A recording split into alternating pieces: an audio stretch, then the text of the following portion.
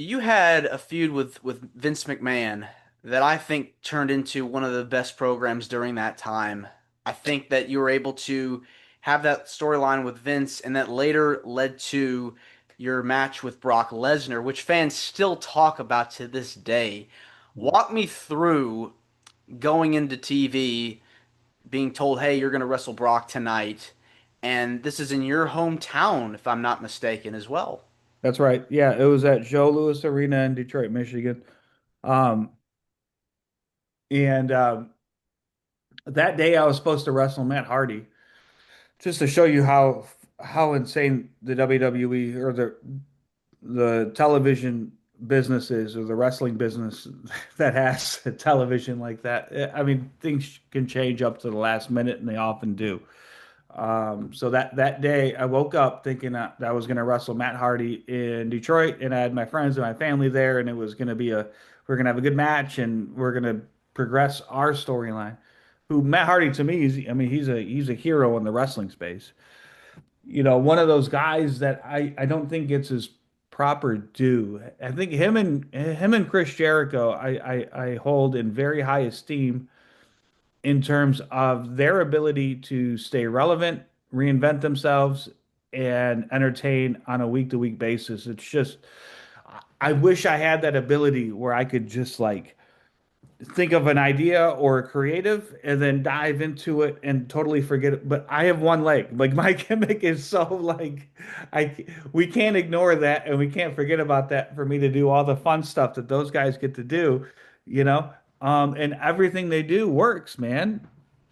Like those two guys are just like it's such a talent and a skill to be able to every 2 years reinvent yourself and be just as creative and just as engaging and have same quality of storylines and wrestling matches. Those two guys are my heroes, man. Like it's insane what they're able to do. But I will say that morning I woke up and I was going to wrestle Matt. That's what it was going to be. And then I get a call from Bruce Pritchard, probably around 11 a.m. or something. And he was saying, "Hey, listen, plans change. Is your mom available to be a part of the storyline tonight?" And I go, "What's going on?" And he's like, "Well, you're going to wrestle Brock." And at that point, my eyes got real big because I'm like, "Oh, that's a big deal. This is gonna be a big deal." And he's asking for my mom. So I call my mom. My mom's at work. She works in Ann Arbor, Michigan at the time, and I go, "Hey mom, can you get to the arena today? Can you leave work right now and come to the arena?" And she said, "Yeah." And then she was there by, 1 o'clock, 2 o'clock, something like that. And we went over the creative, and I knew that it was gonna be memorable. I knew it was going to be really, really special. Because the idea was Brock had turned heel maybe 2 or 3 weeks before, and but he was still getting really positive babyface reactions. And so the idea was, what can we do to get the audience to hate Brock Lesnar?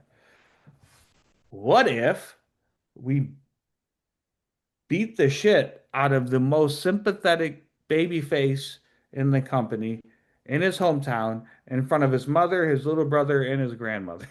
Yeah, and that was the creative direction, and that happened all within a couple of hours. And then we went out there and we had that match, and it's one thing that I'm really really proud of. I love that match because it's one thing that fans to this day in 2026, um, if they recognize me or when they recognize me, it's the one thing they always bring up is, "Hey, I was 7 years old and I watched Brock Lesnar kill you, and I'll never forget." It's like it imprinted, ingrained, burned into the memories of like a lot of these wrestling fans, and I feel very grateful that I got to be a part of that moment that a lot of people remember. I think it's very special. What was Brock like to be around backstage? Brock was awesome, man. He was great. I love I got along really, really well with Brock Lesnar.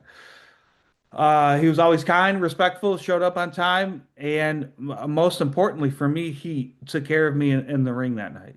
And I didn't leave that match any worse for wear. And it's a testament to his professionalism, his ability, because obviously, if Brock Lesnar wanted to hurt me, there's nothing I could do about it. And so the amount of trust that goes into that and his ability to make it look so insanely devastating, right? Because this is a big moment in his career too. And his ability to do that while keeping me safe, he'll always have my respect. And the fact that after the match, my family came backstage and my grandmother was really, really concerned about me. And she thought she knows that wrestling is entertainment, but she got caught up in the moment that night and she thought that her grandson was getting hurt for real. And so Brock Lesnar came over to her and consoled her and Oh. said, "Hey, Grandma, see, he's okay. It's all good, you know." And I'll always appreciate that, you know.